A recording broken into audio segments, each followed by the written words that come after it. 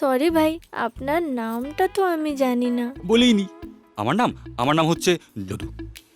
যদু যদুমোহন ইষ্টকুটুম। যদুমোহন ইষ্টকুটুম। যেমন নাম তেমন মনের মানুষ। কি ভালো মানুষ জানো তো। এই উনি যে বিয়ের প্ল্যানগুলো করেন না, বিয়ে বাড়ি সাজান টাজান, সেখানে যে কুটুমরা আসে, কুটুমরা ওনাকে ইষ্ট দেবতার মতো শ্রদ্ধা করে। হ্যাঁ, তোমার ভাইয়ের দিব্যি। হ্যাঁ?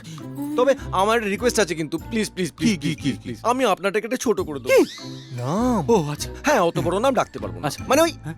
যদু জে, হ্যাঁ মোহনে এম, হ্যাঁ। আর ইষ্টি কুটুমের আই, জে এম আই।